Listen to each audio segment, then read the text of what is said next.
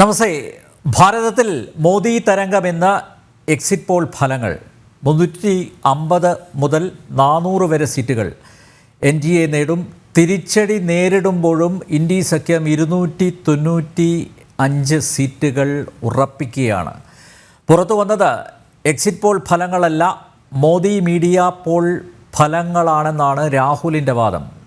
കേരളത്തിൽ 1 മുതൽ 3 വരെ താമരകൾ വിരിയുമെന്ന പ്രവചനം ഇടത് വലത് മുന്നണികളുടെ ഉറക്കം കെടുത്തുകയാണ്.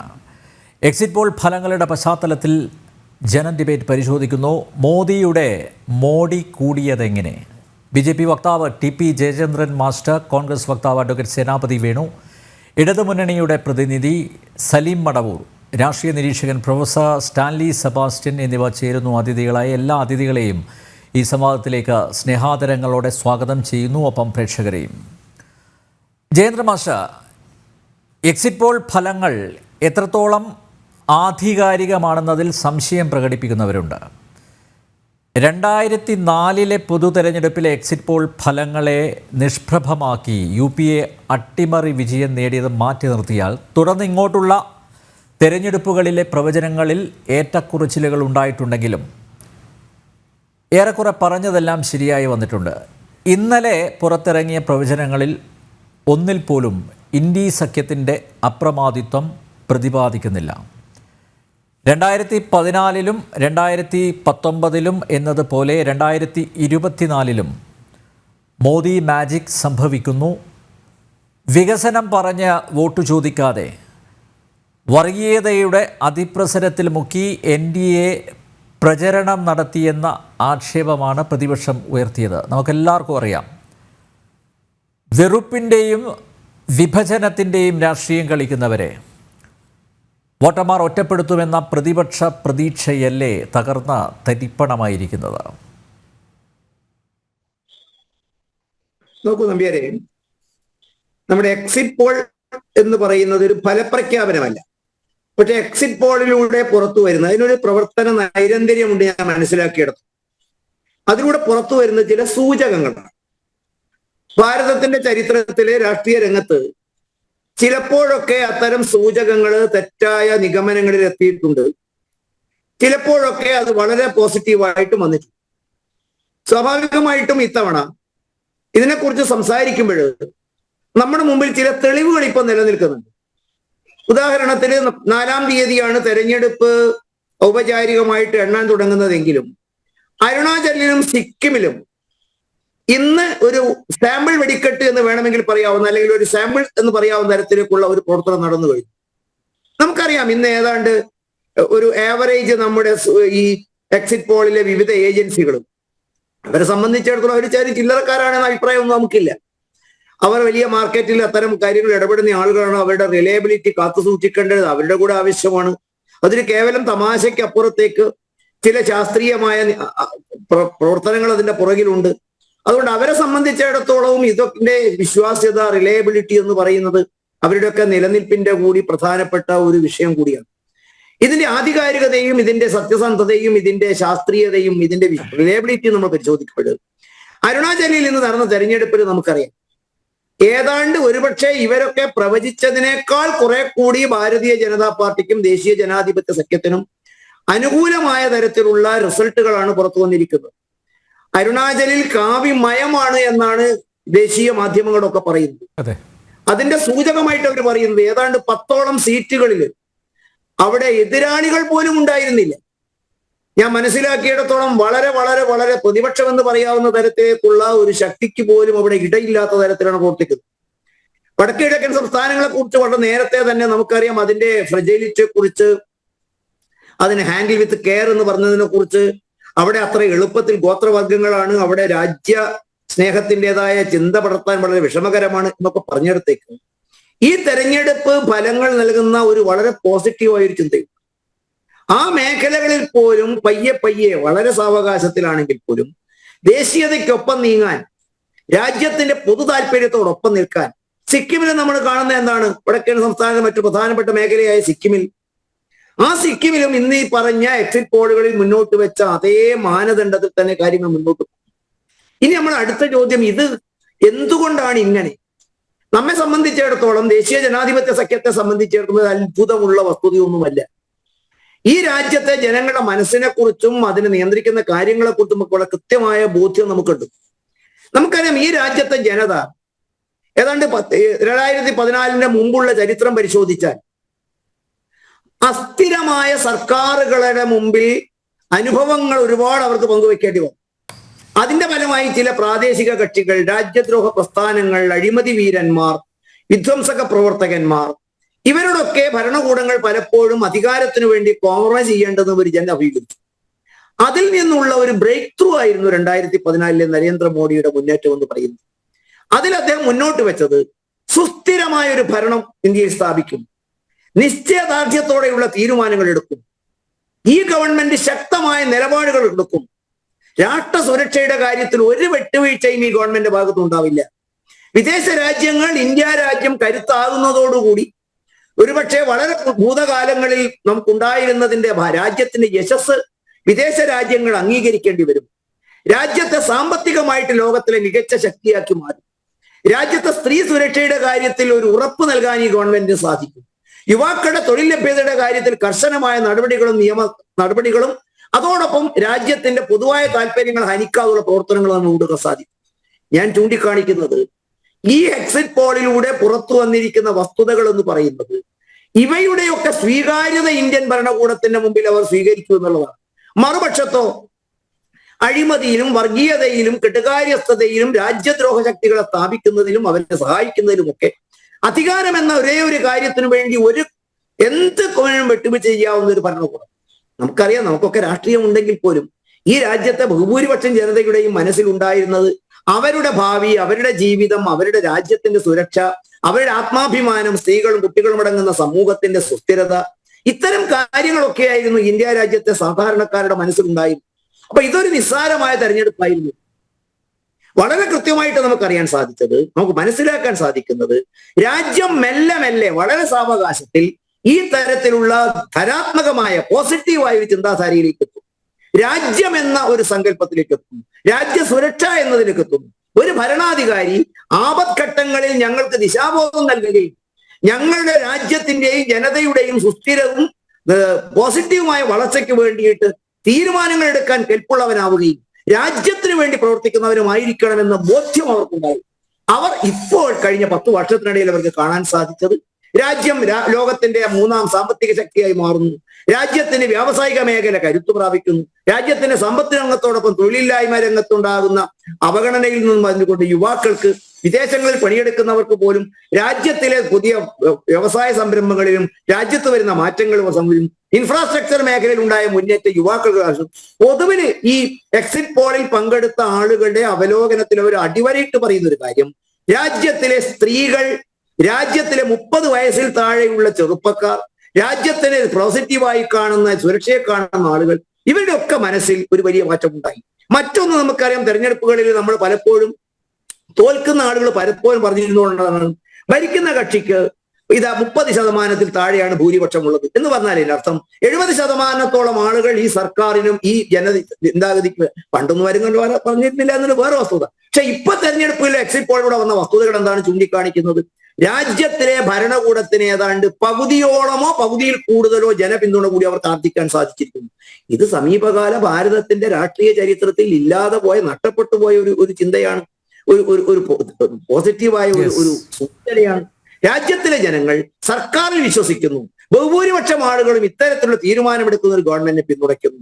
അഴിമതി തൊട്ട് കണ്ടിട്ടില്ലാത്ത രാജ്യസുരക്ഷയുടെയും രാജ്യത്തിന്റെ വികസനത്തിന്റെയും കാര്യത്തിൽ വളരെ കൃത്യമായി തീരുമാനമെടുത്ത് ഒരു ഗവൺമെന്റിനെ പിന്തുണയ്ക്കാൻ സാധിക്കുന്നു. എക്സിറ്റ് പോളുകളുടെ പ്രസക്തിയും ഇന്ന് വന്നിരിക്കുന്ന ഫലസൂചകങ്ങളും ഒക്കെ നമ്മൾ എത്തിക്കുന്നത് സ്വാഭാവികമായിട്ടും ഏറ്റവും അവസാനം ഞാൻ പറഞ്ഞ അരുണാചലിലെയും സിക്കിമിലെയും ഒക്കെ റിസൾട്ടും കൂടെ നമ്മൾ ബോധ്യപ്പെടുത്തുന്നത് ഏതാണ്ട് ഇതിനോടമോ മനസ്സിലാക്കുന്ന ഇന്ന് പുറത്തു വന്നിരിക്കുന്ന ചാണക്യയുടെ പുതിയ റിപ്പോർട്ട് നമ്മളൊക്കെ കേട്ടതിനേക്കാൾ കുറെ കൂടെ പ്രോ NDA ആയിട്ടാണ്.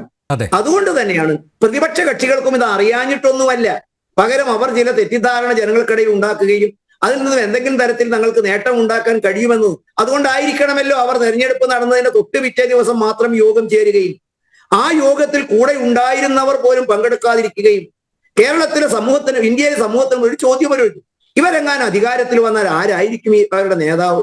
ആരായിരിക്കും രാജ്യത്ത് പ്രതിദാനം ചെയ്യുക? ഇത് മുന്നോട്ടായിരിക്കുമോ ഇതിന്റെ ഗതി നിയന്ത്രിക്കുക? അതല്ല പരസ്പരം വശങ്ങളിലേക്ക് പിടിച്ചു വലിക്കുന്ന ദുർബലമായ വ്യത്യസ്ത ആശയങ്ങളുള്ള ഒരു കൂട്ടുകക്ഷിയുടെ കൈകളിലേക്ക് അധികാരം ഏൽപ്പിച്ചു കൊടുത്താൽ, പരിപാടികളോ പദ്ധതികളോ കാഴ്ചപ്പാടുകളോ ഇല്ലാത്തവരുടെ കയ്യിൽ എത്തിച്ചു കൊടുത്താൽ അത് ഉണ്ടാക്കാൻ പോകുന്ന പ്രത്യാഘാതം ഗുരുതരമായിരിക്കും. ആ തരത്തിൽ ജനങ്ങൾ വളരെ കൂലങ്കഷവും വളരെ നല്ല രീതിയിൽ ചിന്തിച്ചു തുടങ്ങി എന്നതാണ് ചൂണ്ടിക്കാണിക്കുന്നത്. അഡ്വക്കേറ്റ് സേനാപതി വേണു, മോദി മീഡിയ പോൾ ഫലമാണ് പുറത്ത് വന്നതെന്ന് പറയുന്നതിന് എന്തടിസ്ഥാനമാണ് ഉള്ളത്? പ്രീ പോൾ സർവേകളെ ഒരളവോളം സ്വാധീനിക്കാമെന്ന് പറയാം. പക്ഷേ സമ്മതിദാനാവകാശം നിർവഹിച്ച് പുറത്തിറങ്ങുന്നവർ ഓർക്കാപ്പുറത്ത് അവരുടെ അഭിപ്രായം പ്രകടിപ്പിക്കുകയും അത് രാജ്യം ഭരിക്കുന്നവർക്ക് അനുകൂലമാവുകയും ചെയ്യുന്നതിൽ എന്തിനാണ് ഇത്ര അസഹിഷ്ണുത കാണുന്നത്? രാഹുൽ ജോഡോ യാത്ര നടത്തി എന്നല്ലാതെ നേരത്തെ ജയേന്ദ്ര മാസ്റ്റർ ചൂണ്ടിക്കാണിച്ചതുപോലെ ടീം മോദിക്ക് ബദലായി അവതരിപ്പിക്കാൻ കെട്ടുറപ്പുള്ള സുസ്ഥിരതയുള്ള ഒരു മുന്നണിയുടെ രൂപീകരണം പോലും അസാധ്യമായില്ലേ? അപ്പോൾ സ്വന്തം മുഖം വികൃതമായതിന് കണ്ണാടിയെ കുറ്റം പറഞ്ഞിട്ട് കാര്യമുണ്ടോ? നമ്പ്യാർ, ഇവിടെ പുറത്തു വന്നിരിക്കുന്ന എക്സിറ്റ് പോളുകളൊക്കെ ഏതാണ്ട് 350, ജയചന്ദ്രൻ മാസ്റ്ററോട് സൂചിപ്പിച്ചതുപോലെ ഫ്രം 300 to 350 അത്രയും സീറ്റുകൾ NDAക്ക് പ്രവചിച്ചുകൊണ്ടുള്ള എക്സിറ്റ് പോളുകളാണ് അപ്പുറം പോവും. എങ്ങനെ 401 വരെ പറഞ്ഞിട്ടുണ്ട്. ചിലത് 400 അപ്പുറം പോകും എന്ന് കൂടി ചില എക്സിറ്റ് പോളുകൾ പ്രവചിച്ചിരിക്കുന്നു. അവിടെ കൗതുകകരമായ 2 കാര്യങ്ങളുണ്ട്. അത് ഇതുമായിട്ട് ബന്ധപ്പെട്ടതല്ല എങ്കിലും പറയണമല്ലോ. ഇന്ത്യയുടെ ചരിത്രത്തിൽ 3ാമത് വട്ടം അധികാരത്തിൽ വരാൻ പണ്ഡിറ്റ് ജവഹർലാൽ നെഹ്റുവിന് ശേഷം, ഒരുപക്ഷെ ഇതൊക്കെ ഒരു ചരിത്രത്തിന്റെ ഭാഗം, നമ്മൾ ചരിത്ര വിദ്യാർത്ഥികളും നാളെ ഇതൊക്കെ ചരിത്രത്തിൽ കുറിച്ചു വെക്കേണ്ടതായതുകൊണ്ട്, കാരണം നെഹ്റുവിന് മാത്രമേ അങ്ങനെ ഒരു സൗഭാഗ്യം ഉണ്ടായിട്ടുള്ളൂ 3 വട്ടം തുടർച്ചയായി അധികാരത്തിൽ വരാനായിട്ട് ഒരു ഇന്ത്യയുടെ സ്വതന്ത്ര ഭാരതത്തിന്റെ ചരിത്രത്തിൽ. ഒരുപക്ഷെ ഇനി ചിലപ്പോൾ അത് മറ്റൊരാളിലേക്ക് കൂടി എത്തുന്നു എന്നുള്ള ഒരു കൗതുകകരമായ കാഴ്ച കൂടി നമ്മൾ പരിശോധിക്കേണ്ടിയിരിക്കുന്നു. 2, ഇന്ത്യയുടെ തെരഞ്ഞെടുപ്പ് ചരിത്രത്തിൽ 400-നപ്പുറം കടന്ന ഒരു പ്രധാനമന്ത്രി അല്ലെങ്കിൽ നേതാവ് എന്ന് പറയുന്നത് അത് ശ്രീ രാജീവ് ഗാന്ധി ആയിരുന്നു. 84-ലെ ഇന്ദിരാഗാന്ധിയുടെ വധത്തിന് ശേഷം നടന്ന തെരഞ്ഞെടുപ്പിൽ ഞങ്ങൾക്ക് 404 സീറ്റ് കിട്ടി. അതാണ് ഇന്ത്യയിൽ ഏറ്റവും കൂടുതൽ ഒരു പാർട്ടിക്ക് അല്ലെങ്കിൽ മുന്നണി സംവിധാനത്തിന് ലഭിച്ച സീറ്റുകൾ. അപ്പൊ ഇത് രണ്ടും ഈ തെരഞ്ഞെടുപ്പിൽ മറികടക്കപ്പെടുവോ എന്നുള്ള ഒരു രാഷ്ട്രീയ വിദ്യാർത്ഥിയുടെ കൗതുകം കൂടി ഞാനിവിടെ പ്രകടിപ്പിക്കുകയാണ്. പക്ഷേ ഞാൻ എക്സിറ്റ് പോളുകളുടെ വിശ്വാസ്യതയെ അത് മുഴുവൻ തെറ്റ് എന്നൊന്നും ചോദ്യം ചെയ്യാൻ ഞാൻ തയ്യാറല്ല. പക്ഷെ ഞങ്ങൾ ചില ഗ്രൗണ്ട് റിയാലിറ്റീസ്, അത് ഇന്ത്യയിൽ ആകമാനം നിൽക്കുന്ന രാഷ്ട്രീയ സാഹചര്യങ്ങളെ വിലയിരുത്തിക്കൊണ്ടാണ് ഞങ്ങൾ ചില ഗ്രൗണ്ട് റിയാലിറ്റീസ്, അത് ഞങ്ങളുടെ പാർട്ടി അണികളിൽ നിന്നും അല്ലെങ്കിൽ പ്രാദേശികമായിട്ട് ഞങ്ങൾക്ക് കിട്ടുന്ന ചില കണക്കുകൾ, ആ കണക്കുകളിൽ ഞാനിപ്പോൾ പറയുന്നു. ഒന്ന്, കർണാടകത്തിൽ ഇപ്പോൾ വന്നിരിക്കുന്ന ഈ എക്സിറ്റ് പോൾ റിസൾട്ട് ഞങ്ങളെ അത്ഭുതപ്പെടുത്തുകയാണ്. അതിനകത്ത് വേറെ കാര്യമൊന്നുമില്ല. കാരണം ഇത്ര ശക്തമായി കോൺഗ്രസ് അവിടെ നിന്നുകൊണ്ട് ഒരു തെരഞ്ഞെടുപ്പിനെ നേടുക, അതായത് യാതൊരു വിധമായ അസ്വാരസ്യങ്ങളോ മറ്റുമില്ലാതെ കോൺഗ്രസ് അവിടെ NDA സഖ്യത്തിനെതിരെ ഞങ്ങൾ നടത്തിയ ഒരു പോരാട്ടം, ആ പോരാട്ടത്തിൽ ഞങ്ങൾ ഇപ്പോഴും വിശ്വസിക്കുന്നത് ഒരു 60-65% സീറ്റുകളിലെങ്കിലും കർണാടകത്തിൽ വിജയിക്കാൻ കഴിയും എന്നുള്ള ഒരു ഗ്രൗണ്ടിൽ നിന്നുള്ള റിപ്പോർട്ടാണ് ഞങ്ങൾ കിട്ടുന്നത്. അതുകൊണ്ട് തന്നെയാണ് ഞങ്ങൾ പറയുന്നത് എക്സിറ്റ് പോളിൽ, ഇപ്പൊ എക്സിറ്റ് പോളുകൾ സമ്പൂർണമായി എന്താ പറഞ്ഞ അതേ രീതിയിൽ തന്നെ വന്നിട്ടുണ്ട്. എക്സിറ്റ് പോളുകൾ പൂർണ്ണമായും പരാജയപ്പെട്ടിട്ടുള്ള, അല്ലെങ്കിൽ എക്സിറ്റ് പോളുകളുടെ നേരെ ഘടകവിരുദ്ധമായി ഫലങ്ങൾ വന്നിട്ടുള്ളതും അതിന്റെ ഒരു പ്രീസിഡന്റ് നമ്മുടെ മുമ്പിലുണ്ട്. പക്ഷെ ഇപ്പൊ ഞാൻ എക്സിറ്റ് പോളുകളുടെ ഈ വിശ്വാസ്യതയെ അല്ല, ഞങ്ങൾക്ക് ചില ഗ്രൗണ്ട് റിയാലിറ്റീസ്, ആ ഗ്രൗണ്ട് റിയാലിറ്റീസിൽ നിന്നുകൊണ്ട് കർണാടകത്തിലെ സ്ഥിതിവിശേഷം ഞാൻ ഏറ്റവും പ്രധാനമായിട്ട് ചൂണ്ടിക്കാണിക്കും. 2, ഞങ്ങൾക്ക് പറയാനുള്ളത് മഹാരാഷ്ട്രയിലാണ്. മഹാരാഷ്ട്രയിൽ ഇപ്പോഴും ഞങ്ങൾക്ക് ലഭിച്ചുകൊണ്ടിരിക്കുന്നത്, കാരണം ഇന്നും ഞങ്ങൾക്ക് അവിടെ നിന്ന് അവിടുത്തെ പാർട്ടി പ്രവർത്തകര്, മുന്നണിയുടെ നേതാക്കള്, അതിന് നേതൃത്വം കൊടുക്കുന്ന ശ്രീ രമേശ് ചെന്നിത്തല അടക്കം, അങ്ങനെയൊക്കെയാണല്ലോ നമ്മൾ രാഷ്ട്രീയത്തിൽ ഒരു കാര്യം വിലയിരുത്തുന്നത്. ഞങ്ങളൊരു 35 സീറ്റിലേക്ക് അവിടെ പോകുമെന്നുള്ള ഒരു സ്ഥിതിവിശേഷത്തിലാണ് ഇപ്പോഴും നിൽക്കുന്നത്. 48-ൽ ഞങ്ങളൊരു 35 സീറ്റിലേക്ക് പോകാൻ പറ്റുന്ന ഒരു രാഷ്ട്രീയ സാഹചര്യം അവിടെ നിലനിൽക്കുന്നു. കാരണം ഒന്ന്, മറാഠ വികാരം ഏറ്റവും അധികം ഉൾക്കൊള്ളുന്ന നേതാവും അതിനുവേണ്ടി എല്ലാ കാലഘട്ടത്തിലും നിന്നിട്ടുള്ള ആള് എന്ന് പറയുന്നത് ശരത് പവാറാണ്. ഒരുപക്ഷെ നമുക്കറിയാം, ഞാൻ ആദ്യം പറഞ്ഞതുപോലെ ഇന്ദിരാഗാന്ധിയുടെ മരണത്തിന് ശേഷം നടന്ന തെരഞ്ഞെടുപ്പിൽ പോലും അന്ന് കോൺഗ്രസ് എസ് എന്ന ഇല്ലെങ്കിൽ കോൺഗ്രസ് യു അരശ് ആ വിഭാഗത്തിൽ നിന്നുകൊണ്ട് അന്ന് ഇന്ദിരാഗാന്ധിയെ വെല്ലുവിളിച്ചുകൊണ്ട് മഹാരാഷ്ട്രയിൽ ഒറ്റയ്ക്ക് വന്ന അധികാരത്തിൽ വന്നയാളാണ് ശരത് പവാർ. അപ്പൊ ശരത് പവാറിന്റെ ഒരു പൊളിറ്റിക്കൽ ലെഗസി എന്ന് പറയുന്നത് നമ്മളുടെയൊക്കെ ഒരു അനുമാനത്തിന് അപ്പുറമാണ്. ആ ശരത് പവാർ ഇന്ന് വ്രണിത ഹൃദയനാണ്. അദ്ദേഹത്തിന്റെ പാർട്ടിയോട് ചെയ്തിരിക്കുന്ന ഒരു എന്താ പറയുക കടുത്ത അപരാധം അതൊന്ന്. രണ്ട്, മഹാരാഷ്ട്രയിലെ ഒരു മാസ് ബേസ് ഉള്ള ഒരു രാഷ്ട്രീയ നേതാവ് അത് ബാൽ ഠാക്കറെ ആയിരുന്നു. ബാൽ ഠാക്കറെയുടെ മകൻ നേതൃത്വം കൊടുക്കുന്ന, ഉദ്ധവ് താക്കറെ നേതൃത്വം കൊടുക്കുന്ന ആ പാർട്ടി ശിവസേന ഞങ്ങളോടൊപ്പം. ഞാൻ പറഞ്ഞത് കോൺഗ്രസ് ഞങ്ങൾ മുന്നണിയായിട്ട് അവിടെ നിൽക്കുമ്പോൾ ഈ മഹാരാഷ്ട്രയിൽ ഇപ്പോൾ പറഞ്ഞിരിക്കുന്ന എക്സിറ്റ് പോൾ റിസൾട്ടിനേക്കാളൊക്കെ ഒരുപാട് അപ്പുറത്തേക്ക് മുന്നേറാൻ ഞങ്ങൾക്ക് കഴിയും എന്നുള്ളതാണ് ഞാൻ പറഞ്ഞത്. ഞാൻ എക്സിറ്റ് പോളിനെ തള്ളിക്കളയോ ഇവിടെ ജയചന്ദ്രൻ മാസ്റ്റർ സൂചിപ്പിച്ചല്ലോ, അതിന്റെ വിശ്വാസ്യതയൊന്നുമല്ല. പക്ഷെ ചില ഗ്രൗണ്ട് റിയാലിറ്റീസ് ഞങ്ങളുടെ മുമ്പിൽ നിൽക്കുന്നു. അത് തന്നെയാണ് പശ്ചിമ ബംഗാളിലെ സ്ഥിതിവിശേഷവും. പശ്ചിമ ബംഗാളിൽ ഞങ്ങൾ വിശ്വസിക്കുന്നു അവിടെ ഇനി ഇന്ത്യ സഖ്യത്തിന്റെ പുറത്താണ് കുമാരി മമതാ ബാനർജി നിൽക്കുന്നത് എങ്കിലും ഇന്ത്യ സഖ്യവും മമതാ ബാനർജിയുടെ പാർട്ടിയും അവര് ഇനിയിപ്പോ ഒറ്റയ്ക്ക് അങ്ങോട്ടും ഇങ്ങോട്ടും മത്സരിക്കുന്നെങ്കിലും അവിടെ TMCക്ക് തൃണമൂൽ കോൺഗ്രസിന് വലിയൊരു മുന്നേറ്റം ഉണ്ടാക്കാൻ, അതോടൊപ്പം ഇന്ത്യ മുന്നണിക്കും അവിടെ മുന്നേറ്റം ഉണ്ടാക്കാൻ കഴിയും എന്നുള്ള ഗ്രൗണ്ട് യാഥാർത്ഥ്യമാണ് ഞങ്ങളുടെ മുന്നിൽ. സേനാപതി വേണു, പശ്ചിമ ബംഗാളിൽ മമതാ സർക്കാർ എന്താ ചെയ്തത്? സന്ദേശ് ഖാലി പോലുള്ള ഞെട്ടിക്കുന്ന സംഭവങ്ങൾ, അതുപോലുള്ള പ്രദേശങ്ങൾ നമ്മുടെ മുന്നിലില്ലേ? അവിടെയുള്ള വോട്ടർമാർ അതൊക്കെ തിരിച്ചറിഞ്ഞ ഈ സർക്കാരിനെതിരെ അവരുടെ ജനവികാരം പ്രകടിപ്പിച്ചിട്ടുണ്ടെങ്കിൽ അതിനെ ഉൾക്കൊള്ളുകയല്ലേ വേണ്ടതാ? അല്ലേ, ഈ സന്ദേശ് ഖലിയെ സംബന്ധിച്ച് വളരെ വിരുദ്ധമായ റിപ്പോർട്ടുകളും പുറത്തു വന്നിരിക്കുന്നു. അതിൽ എന്താ പറഞ്ഞ സംഭവങ്ങൾ ഉണ്ടായിട്ടില്ല, ചിലരെയൊക്കെ വളരെ കൃത്രിമമായിട്ട് പരാതിക്കാരാക്കിയിരിക്കുന്നു എന്നുള്ള വാർത്തകളും ഒക്കെ പുറത്തേക്ക് വരുന്നു. ഞാനിപ്പം നമുക്ക് ഒരു നൊട്ടോറിയസ് ക്രിമിനൽ ഇപ്പൊ അകത്താണ്. അല്ല ആയിക്കോട്ടെ, അല്ല ഞാൻ പറഞ്ഞത് അങ്ങനെയുള്ളവരാണ് അവിടെ ഭരണം നടത്തിയത് കേട്ടോ. അതിനെല്ലാ ഒത്താശകളും ചെയ്തു കൊടുത്തതാണ് മമതാ ഭരണകൂടം. ഞാൻ പറഞ്ഞത് ദേശീയ അടിസ്ഥാനത്തിൽ നടന്ന ഒരു തെരഞ്ഞെടുപ്പിൽ ബംഗാളിൽ നിന്ന് ഞങ്ങൾ വിശ്വസിക്കുന്നു ഇപ്പോൾ പറഞ്ഞിരിക്കുന്ന ഈ എക്സിറ്റ് പോൾ സർവേക്ക് അപ്പുറം യഥാർത്ഥ റിസൾട്ട് വരുമ്പോൾ അവിടെ വലിയ മുന്നേറ്റം ഉണ്ടാക്കാൻ ഞങ്ങൾക്ക് കഴിയും എന്നുള്ളതാണ് ഞങ്ങളുടെ വിശ്വാസം. ഞങ്ങളുടെ പാർട്ടി ഘടകങ്ങളിൽ നിന്ന് ഘടകകക്ഷികളുടെ നേതാക്കള്, അതോടൊപ്പം തന്നെ സംസ്ഥാന തലത്തിലും ദേശീയ തലത്തിലും ഞങ്ങളുടെ പാർട്ടികൾ നടത്തിയിരിക്കുന്ന സർവേയിൽ നിന്ന് ഒരു 295 സീറ്റിലേക്ക് എത്താൻ ഞങ്ങൾക്ക് കഴിയും എന്നുള്ള ആത്മവിശ്വാസത്തിൽ തന്നെയാണ് ഞങ്ങൾ ഇപ്പോഴും നിൽക്കുന്നത്. കർണാടകത്തിൽ, മഹാരാഷ്ട്രയിൽ, അതുപോലെ കർണാടക, മഹാരാഷ്ട്ര, ബംഗാള്, രാജസ്ഥാൻ, UP, ഡൽഹി, ഹരിയാന, പഞ്ചാബ് സംസ്ഥാനങ്ങളുടെ എണ്ണം ഒരുപാടുണ്ട്, ചെറുതല്ല. സംസ്ഥാനങ്ങളുടെ എണ്ണം ഇപ്പോ ഞങ്ങൾക്ക് ഡൽഹിയിൽ ഇപ്പോ ഒരു സീറ്റാണ്. എക്സിറ്റ് പോളിൽ ഡൽഹിയിൽ ഞങ്ങൾക്ക് നിങ്ങളല്ല എക്സിറ്റ് പോളുകാർ തന്നിരിക്കുന്ന ഒരു സീറ്റാണ്. ഞങ്ങൾ 3 സീറ്റ് വരെ ഡൽഹിയിൽ നേടും എന്നുള്ളതാണ് ഞങ്ങളുടെ ഒരു അസസ്മെന്റ് ഞങ്ങൾക്കുള്ളത്. കഴിഞ്ഞ പ്രാവശ്യം പഞ്ചാബിൽ ഞങ്ങൾ ഒറ്റയ്ക്ക് 8 സീറ്റ് കോൺഗ്രസ് മാത്രം നേടിയതാണ്. ഞങ്ങൾ പഞ്ചാബിലും ഈ തവണയും ഞങ്ങൾക്ക് അത്ഭുതങ്ങൾ സൃഷ്ടിക്കാൻ, കാരണം എല്ലാ രാഷ്ട്രീയ പാർട്ടികളും ഒറ്റയ്ക്കൊറ്റയ്ക്ക് മത്സരിക്കുന്ന പഞ്ചാബിൽ ഇത്തവണയും അത്ഭുതങ്ങൾ സൃഷ്ടിക്കാൻ ഞങ്ങൾക്ക് കഴിയുമെന്നുള്ള ഹരിയാനയുടെ സ്ഥിതിവിശേഷം. കഴിഞ്ഞ പ്രാവശ്യം 10ൽ 10ഉം BJP നേടിയതാണ്.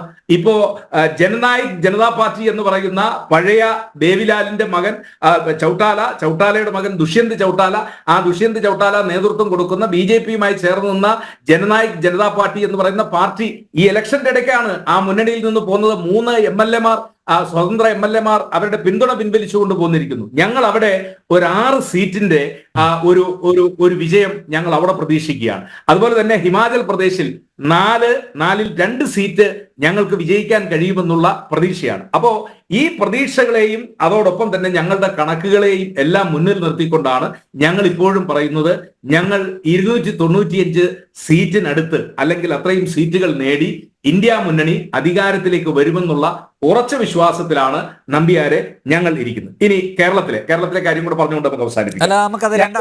രണ്ടാം ഘട്ടത്തിലോട്ട് വരാം. ആയിക്കോട്ടെ. രണ്ടാം ഘട്ടത്തിലേക്ക് നമുക്ക് സലീം അടവൂർ, ദക്ഷിണേന്ത്യയിൽ NDAയുടെ കളി നടക്കില്ല. ഇവിടെ കോൺഗ്രസും ഇടതുപക്ഷവും മതേതരത്വത്തിൻ്റെ കോട്ടക്കൊത്തളങ്ങളുടെ കാവൽക്കാരായി ഉള്ളതുകൊണ്ട് ഒരു ചലനവും ഉണ്ടാക്കാൻ സാധിക്കില്ല എന്നാണല്ലോ പറച്ചിൽ. നോക്കൂ, ഇപ്പോൾ കേരളത്തിൽ താമര വിരിയുന്നു. 1 മുതൽ 3 വരെ സീറ്റുകൾ BJPക്ക് ലഭിക്കും എന്നാണ് എക്സിറ്റ് പോൾ ഫലങ്ങളിലൂടെ പുറത്തു വരുന്ന സൂചന. കർണാടകത്തിൽ ഒരു തിരിച്ചടിയും ഉണ്ടാകുന്നില്ല. നേരത്തെ അഡ്വക്കേറ്റ് സേനാപതി വേണു പറഞ്ഞ പോലെ പിന്നെ ഇന്ത്യ സഖ്യം അവർ വലിയ പ്രതീക്ഷ അർപ്പിക്കുന്ന ഒരു സംസ്ഥാനമാണ് കർണാടകം. തമിഴ്നാട്ടിൽ, തെലങ്കാനയിൽ, ആന്ധ്രാപ്രദേശിലെല്ലാം BJP സാന്നിധ്യം അരക്കിട്ടുറപ്പിക്കുന്നു എന്ന എക്സിറ്റ് പോൾ ഫലം സൂചിപ്പിക്കുന്നു. അപ്പോൾ ഇവിടങ്ങളിലുള്ള ജനങ്ങളൊക്കെ മാറി ചിന്തിക്കുന്നു എന്നല്ലേ മനസ്സിലാക്കേണ്ടത്. കേരളത്തിൽ ഉള്ള വോട്ടർമാർ ഉൾപ്പെടെ മാറി ചിന്തിക്കുന്നു എന്നല്ലേ മനസ്സിലാക്കേണ്ടത്.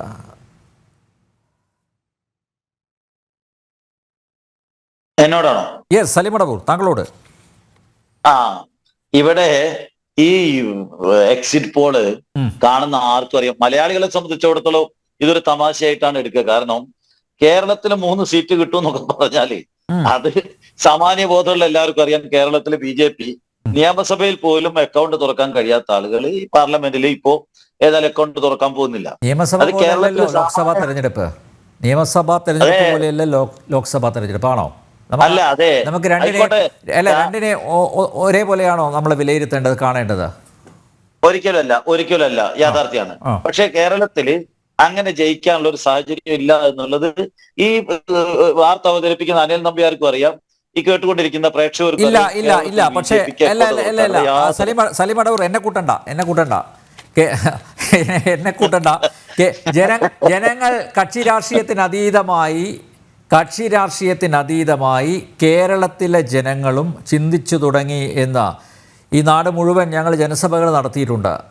ഉറച്ച പാർട്ടിക്കാർ കോൺഗ്രസ്സുകാർ ഉൾപ്പെടെയുള്ളവർ വന്ന അവരുടെ അഭിപ്രായം രഹസ്യമായി ഞങ്ങളുടെ കാതുകളിൽ പറഞ്ഞിട്ടുണ്ട്. അതുകൊണ്ടാണ് മാറ്റത്തിൻ്റെ കാറ്റ് കേരളത്തിലടക്കം വീശുന്നു എന്ന ഒരു ബോധ്യത്തിൽ സംസാരിക്കുന്നത്, വളരെ ആത്മവിശ്വാസത്തോടെ സംസാരിക്കുന്നത്. അല്ല, ഇന്ത്യയുടെ ഈ തെരഞ്ഞെടുപ്പിൽ ജനാധിപത്യപരമായ കാര്യങ്ങൾ വിലയിരുത്തിക്കൊണ്ട് സ്വതന്ത്രമായിട്ടുള്ള തെരഞ്ഞെടുപ്പിൽ അങ്ങനെയാണ് ഒരു തെരഞ്ഞെടുപ്പ് നടന്നതെങ്കിൽ ഇന്ത്യയിലെ ജനങ്ങൾ ഈ ഗവൺമെന്റിനെതിരായ വിധി എഴുതും. അത് ഉറപ്പാണ്. അതങ്ങനെ ഒരു റിസൾട്ടാണ് വരിക. പക്ഷെ തെരഞ്ഞെടുപ്പിൽ ഏതെങ്കിലും തരത്തിൽ തിരിച്ചൊരു റിസൾട്ട് വരികയാണ് അതെന്നെ വേദനിപ്പിക്കുന്നത്. കാരണം ഇന്ത്യയുടെ പ്രധാനമന്ത്രി ഈ അജണ്ടകൾ മുസ്ലിങ്ങൾ ഇന്ത്യയുടെ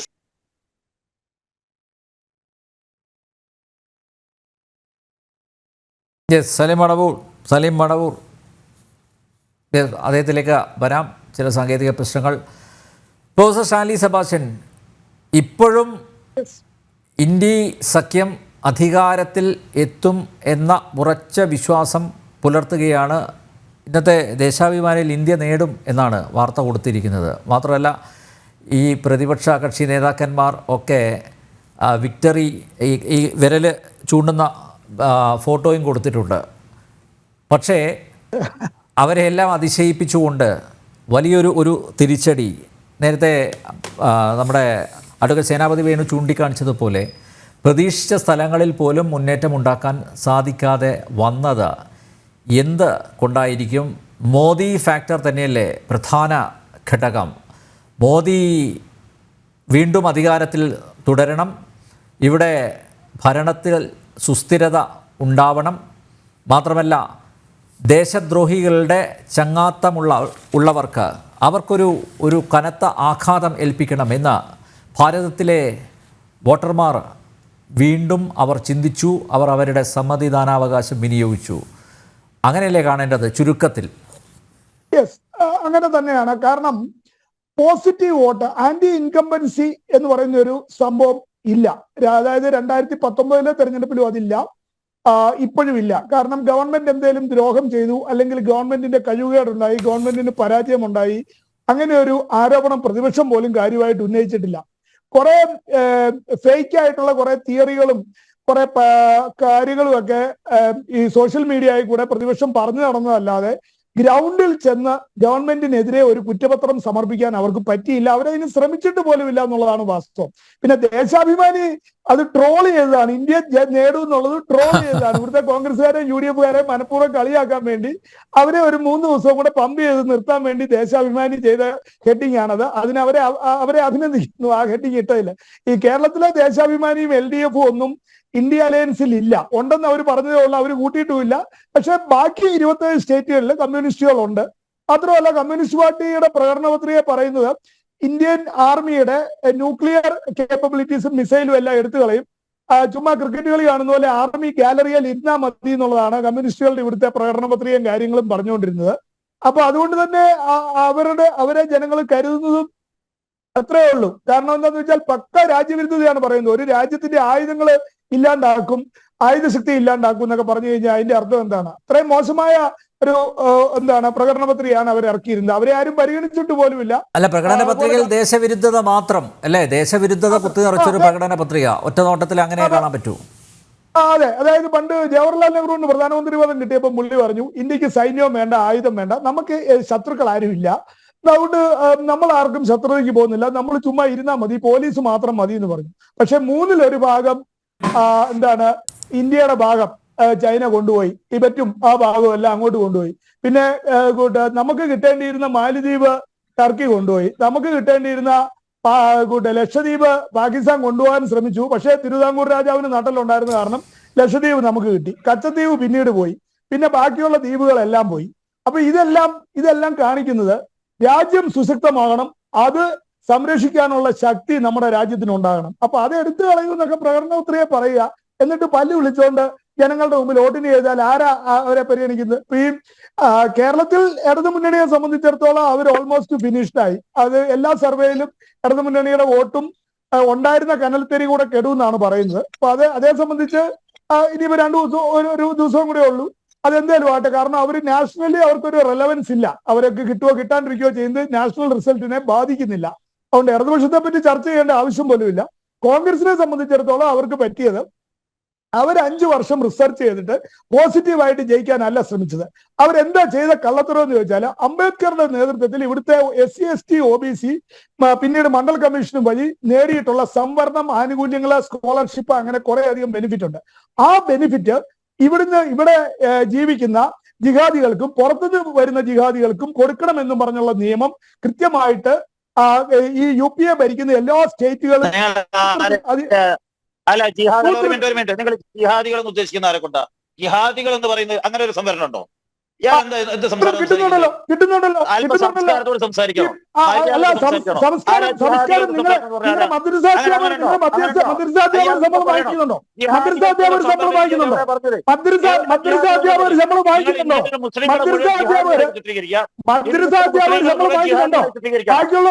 ബാക്കിയുള്ളവർക്ക് ശമ്പളം കിട്ടുന്നുണ്ടോ? പള്ളിയിലത്തിന് പൂജാരിക്കും ശമ്പളം കിട്ടുന്നുണ്ടോ? ഞാൻ പറയുന്നത് അത്രേ ഉള്ളൂ. അതായത് ഇവിടെ പള്ളിയിലത്തിനും പൂജാരിക്കും ശമ്പളം കിട്ടുന്നുണ്ടോ? പിന്നെ ഈ സംവരണം കിട്ടുന്നവരല്ല ജിഹാദ് നടത്തുന്നത്. വേറെ ആരാ ഇവിടെ ജിഹാദ് നടത്തുന്നത്? വേറെ ആരാ? ഇവിടെ PFIക്കാർ ആദ്യം PFIക്കാർക്ക് ജാമ്യം വാങ്ങിക്കണേ. 1.5 വർഷമായിട്ട് PFIക്കാർ ജയിലിൽ കിടപ്പുണ്ട്. ആദ്യം അവർക്കൊരു ജാമ്യം കിട്ടുമെന്ന് നോക്ക്. PFIക്ക് ജാമ്യം കിട്ടിയ കൂടുതൽ ഗുണാർ വെച്ചാൽ ആദ്യം PFIക്കാർക്ക് ജാമ്യം എടുക്കും. പിന്നെ അമേരിക്കക്കാരാണോ അവര്? PFIക്കാര് അമേരിക്കക്കാരാണോ? ഇവിടെ ലവ് ജിഹാദും നാർക്കോട്ടിക് ജിഹാദും നടത്തുന്ന അമേരിക്കക്കാരാണോ? അമേരിക്കക്കാരാണോ? ആ നേരത്തൊന്നും വേണ്ട. സലീം മടവൂർ അതൊന്ന് പറഞ്ഞു തീർക്കട്ടെ. ഞാൻ അതിനുശേഷം താങ്കളിലേക്ക് വരാം. സലീം മടവൂർ ഒന്ന് സഹകരിക്കുക പ്ലീസ്. ഞാൻ വരാം താങ്കളിലേക്ക്, താങ്കൾക്ക് പറയാൻ സമയം തരും. അതായത് ഇവിടെ മതാടിസ്ഥാനത്തിലുള്ള സംവരണം ഭരണഘടന അനുസരിച്ച് തെറ്റാണ്. പക്ഷെ അത് സൂത്രത്തിൽ മതാടിസ്ഥാനത്തിൽ ഇവിടെ കൊണ്ടുവന്നു എന്നുള്ളതാണ് ഇവിടുത്തെ UPA 2004-2014 ഗവൺമെന്റ് ചെയ്ത തെറ്റ്. ആ തെറ്റ് അവിടെ നിലനിൽക്കെ ഇപ്രാവശ്യം 1936 ലീഗിന്റെ ഭരണഘടനയെ പൊക്കി പിടിച്ച് പാകിസ്ഥാന്റെ ഭരണഘടനയെ പൊക്കി പിടിച്ച് ഇവർ വന്നു എന്നുള്ളതാണ് കോൺഗ്രസ് കാണിച്ച മണ്ടത്തരം. അതുകൊണ്ടാണ് കർണാടകം തോക്കുന്നതും മഹാരാഷ്ട്ര തോക്കുന്നതും ബാക്കി ബംഗാൾ തോക്കുന്നതിന്റെ ഒക്കെ കാരണം അത് തന്നെയാണ്. വളരെ അഗ്രസീവ് ആയിട്ടുള്ള പ്രീണനം. അത് കൃത്യമായിട്ട് നരേന്ദ്രമോദിജി അമിത്ഷാജിയും അത് കൃത്യമായിട്ട് പറഞ്ഞിട്ടുണ്ട്. വളരെ കൃത്യമായ പ്രീണനം നടത്തി ഭരണം പിടിച്ചെടുക്കാൻ ശ്രമിച്ചു.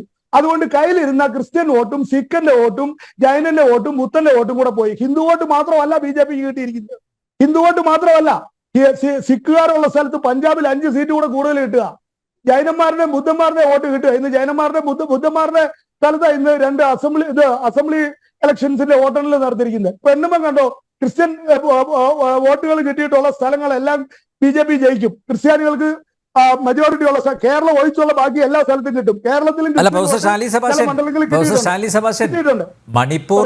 മണിപ്പൂർ വിഷയമാണല്ലോ ഇവർ പ്രചരണത്തിൽ ഉടനീളം ഉയർത്തിപ്പിടിച്ചത്. അത് ഷൂ ആയി പോയില്ലേ അല്ലേ? അരുണാചൽ പ്രദേശിലെ വിജയം കാണിക്കുന്നത് അത് തന്നെയാണ്. മാത്രമല്ല, അരുണാചൽ പ്രദേശിലെ മിന്നുന്ന വിജയം ചൈനയുടെ കരണത്ത് ഏറ്റ ഒരു അടികൂടിയല്ലേ? അല്ല, അതിനകത്ത് 2 കാര്യമുണ്ട്. നോർത്ത് ഈസ്റ്റ് മേഖല കംപ്ലീറ്റ് BJP തൂത്തുവാരുകയാണ്. അതായത് നോർത്ത് ഈസ്റ്റിലെ 42 സീറ്റിലും 35 സീറ്റും BJPക്കും സഖ്യകക്ഷികൾക്കുമാണ്. അതായത് ഏറ്റവും ചരിത്രപരമായ വിജയമാണ് നോർത്ത് ഈസ്റ്റിൽ. നോർത്ത് ഈസ്റ്റിലാണ് ക്രിസ്ത്യാനികൾ കുറച്ച് കൂടുതലുള്ള സ്റ്റേറ്റ് ഉള്ളത്. നാഗാലാൻഡ്, മിസോറാം, മണിപ്പൂർ, അങ്ങനെയുള്ള മേഘാലയ, ഇങ്ങനെയുള്ള സ്റ്റേറ്റുകളുള്ളത്. ആസാം, ഇവിടെയൊക്കെ കൃത്യമായിട്ട് വോട്ട് കിട്ടുന്നുണ്ട്. പിന്നെ കർണാടകത്തിലാണെന്നുണ്ടെങ്കിൽ ബാംഗ്ലൂര്, മംഗലാപുരം, ഈ 2 സ്ഥലങ്ങളിലാണ് ക്രിസ്ത്യാനികൾ കൂടുതലുള്ളത്. അവിടെയും BJP ആണ് ജയിക്കാൻ പോകുന്നത്. ഗോവ, അപ്പൊ അതുകൊണ്ട് ഈവൻ കന്യാകുമാരി. അപ്പൊ അതുകൊണ്ട് കൃത്യമായിട്ട് ഇവരുടെ ഈ തട്ടിപ്പ് പരിപാടി, കോൺഗ്രസും കമ്മ്യൂണിസ്റ്റും ജിഹാദിയും ചേർന്ന് അവതരിപ്പിച്ച തട്ടിപ്പ് പരിപാടി പൊളിഞ്ഞു. അത് ഒരാൾ മാത്രമല്ല, ഹിന്ദുക്കൾ മാത്രമല്ല BJPക്ക് വോട്ട് ചെയ്തിരിക്കുന്നത്. ഇപ്രാവശ്യം BJPയുടെ വോട്ട് ബേസ് വർദ്ധിച്ചു. അതിൻ്റെ അകത്ത് സിഖുകാരുടെ വോട്ടുണ്ട്, ജൈനന്മാരുടെ ഉണ്ട്, ബുദ്ധന്മാരുടെ ഉണ്ട്, പാഴ്സികളുടെ ഉണ്ട്, ക്രിസ്ത്യാനികളുടെ ഉണ്ട്. അതാണ് ഫണ്ടമെന്റൽ ആയിട്ട് ഇവർക്ക് വന്നിട്ട്. അതിപ്പോഴും ഇവർ മനസ്സിലാക്കുന്നില്ല. ഇവർ എന്താണ് സർവേ എടുക്കുന്നത് ആരാ? സർവേ എടുക്കുന്നതെന്ന് പറയുന്നത് പ്രൊഫഷണൽ കമ്പനികളാണ്. അവർക്ക് അവരുടെ വിശ്വാസ്യത ബാധിപ്പുണ്ട്. ഇപ്പൊ ഒരു 10ഓളം കമ്പനികൾ സർവേ എടുത്തിട്ട് അത് ഡിഫറെന്റ് ആൾക്കാർ പോയി എടുത്തിട്ട് ആ റിസർച്ച് മെത്തഡോളജിയെ ചോദ്യം ചെയ്യുക എന്നൊക്കെ പറഞ്ഞു കഴിഞ്ഞാൽ ചിലപ്പോൾ തെറ്റാം, ശരിയാകാം. ഇത് റിസർച്ചിന്. പക്ഷെ 10 പേർക്കും ഒരുപോലെ തെറ്റിയെന്ന് ആരും കരുതുന്നില്ല. അത് അത്രയുള്ള അതിൻ്റെ അകത്തെ റിസർച്ചിന്റെ അകത്തെ കാര്യം. ഇവര് നടത്തുന്ന സർവേകളെല്ലാം പ്രൊഫഷണൽ ആയിട്ടുള്ള കമ്പനികൾ എടുക്കും. ആണ് 10 പേർക്കും കൈക്കൂലി കൊടുത്തു, 10 പേരെ മാനിപ്പുലേറ്റ് ചെയ്തു എന്നൊന്നുമില്ല. ചിലപ്പോൾ 1-2 പേരെയൊക്കെ ആർക്കൊക്കെ മാനിപ്പുലേറ്റ് ചെയ്യാൻ പറ്റിയേക്കാം, ചെയ്ത കാലഘട്ടങ്ങളും ഉണ്ടായിരിക്കാം. പക്ഷെ ഇപ്പോഴത്തെ ഈ സർവേ കാണിക്കുന്നത് ഓൾമോസ്റ്റ് യൂണിഫോം റിസൾട്ടാണ് എല്ലാ സർവേയിലും കാണിക്കുന്നത്. അതിന്റെ കാരണം കൃത്യമായിട്ട് കോൺഗ്രസ് ഒരു പ്രത്യേക ആൾക്കാർക്ക് വേണ്ടി മാത്രമായിട്ടാണ് കോൺഗ്രസിന്റെ മുഴുവൻ പരിപാടികളും. ബാക്കി ആർക്കും അവിടെ റോളില്ല. ഇപ്പൊ ഞാൻ ചോദിക്കട്ടെ, കോൺഗ്രസിന്റെ 2 മുഖ്യമന്ത്രിമാരുടെ മക്കള് BJP ഓഫീസിൽ അഭയം തേടി എന്ന് പറയുമ്പോൾ കേരളത്തിലെ കോൺഗ്രസിന്റെ ക്രിസ്ത്യൻ നേതാവിനും ഹിന്ദു നേതാവിന്റെയും വീട്ടിൽ രണ്ടിടത്തും അവർക്ക് മനസ്സിലായല്ലോ കോൺഗ്രസിൽ ഇനി നിന്നുകൊണ്ട് കാര്യമില്ല. കുറി തൊട്ട് വരുന്നവരെ തുറിച്ചു നോക്കുന്നു എന്നാണ് ഒരു കോൺഗ്രസിന്റെ മുഖ്യമന്ത്രിയുടെ മകള് BJPയിലോട്ട് വന്നപ്പം പറഞ്ഞത്. വേറൊരു നേതാവിന്റെ മകനും ഉന്നത നേതാവിന്റെ മുഖ്യമന്ത്രിയുടെ മകനും ഇവിടെ എത്തി. കാരണം കോൺഗ്രസിന്റെ കൃത്യമായിട്ട് കോൺഗ്രസ് 1947 ലീഗായിട്ട് മാറിയിരിക്കുന്നു. അതാണ് സംഭവിച്ചിരിക്കുന്നത്. രാജ്യം മൊത്തം കോൺഗ്രസ് ലീഗായി മാറിയിരിക്കുന്നു. ഇനി ആ പേര് പോലും അവർ കൊണ്ട് നടക്കുന്നതിൽ അർത്ഥമില്ല. കോൺഗ്രസ് എന്ന് പറയുന്നത് ഇല്ല, ഇപ്പോൾ ഉള്ളത് ലീഗാണ്. അവർ ആ പേര് മാത്രം മെയിൻറ്റെയിൻ ചെയ്തു. ലീഗിന്റെ പ്രകടന പത്രിക, ലീഗിന്റെ ആദർശങ്ങൾ, ഇതാണ് കാര്യം. ഇത് മറച്ചു വെച്ചിട്ട് വോട്ട് ചെയ്തവരെ ചീത്ത വിളിച്ചോണ്ടോ അല്ലെങ്കിൽ ഞങ്ങൾ അത് പ്രതീക്ഷിച്ചു ഇത് പ്രതീക്ഷിച്ചു എന്ന് പറഞ്ഞുകൊണ്ട് ഒരു കാര്യവും ഇല്ല. ഇവർ ചെയ്ത തെമ്മാടിത്തരം എന്ന് പറയുന്നത് ഒരു ജനാധിപത്യ രാജ്യത്ത് അംഗീകരിക്കാൻ പറ്റാത്ത തെമ്മാടിത്തരങ്ങളാണ് 2004, 2014 ചെയ്തത്. ഇവിടുത്തെ ഏറ്റവും പാവപ്പെട്ട SC/ST OBCക്ക് കിട്ടേണ്ട സംവരണങ്ങളും ആനുകൂല്യങ്ങളും രാജ്യം വിഭജിച്ചുകൊണ്ട് പോയവർക്ക് കൊടുത്തു. അതുപോലെ രാജ്യത്ത് നിന്ന് മറ്റു രാജ്യങ്ങളിൽ നിന്ന് നുഴഞ്ഞു കയറുന്നവർക്ക്, റോഹിംഗ്യകൾക്കും ബംഗ്ലാദേശികൾക്കും കൊടുക്കുന്നു. ഇത് തന്നെയാണ് പ്രശ്നം. ഇതിൽ കോൺഗ്രസിന്റെ നിലപാട് മാറ്റാത്തിടത്തോളം കാലം കോൺഗ്രസ് പ്രതിപക്ഷത്ത് തന്നെ ഇരിക്കും. ഇതിൽ കൃത്യമായ നിലപാട് അവർ എടുക്കാത്തിടത്തോളം കാലം ബാക്കി ആരും അവരോട് ചേരുമെന്ന് തോന്നുന്നില്ല. കാരണം അത്രയ്ക്ക് നെഗറ്റീവ് മൈൻഡഡ് ആയിട്ടുള്ള പ്രചരണവും അത്രയ്ക്ക് രാജ്യത്തെ അധിക്ഷേപിക്കുകയും രാജ്യത്തെ തകർക്കുന്നവർക്ക് ശക്തി നൽകുകയും പരിപാടിയായിരുന്നു അവർ നടത്തിക്കൊണ്ടിരുന്നത്. ഇനിയിപ്പോ 2 ദിവസം കൂടെ റിസൾട്ട് വരുമ്പോൾ അതെ നമുക്ക് കാത്തിരിക്കാം. എന്തായാലും കോൺഗ്രസ് വീണ്ടും അധികാരത്തിൽ എത്തിക്കഴിഞ്ഞാൽ അരക്ഷിതാവസ്ഥ ഉണ്ടാകുമോ, അരാജകത്വം ഉണ്ടാകുമോ എന്ന ആശങ്ക അത് ഒരുപക്ഷെ വോട്ടർമാർ കണക്കിലെടുത്തിട്ടുണ്ടാവും. സലീം മടവൂരിൻ്റെ പാർട്ടിക്ക് ബീഹാറിൽ പോലും മുന്നേറ്റം ഉണ്ടാക്കാൻ പറ്റില്ല എന്നാണ് എക്സിറ്റ് പോൾ ഫലങ്ങൾ നൽകുന്ന സൂചന. ഒന്ന് അൺമ്യൂട്ട് ചെയ്യണം പ്ലീസ്, സലീം മടവൂർ.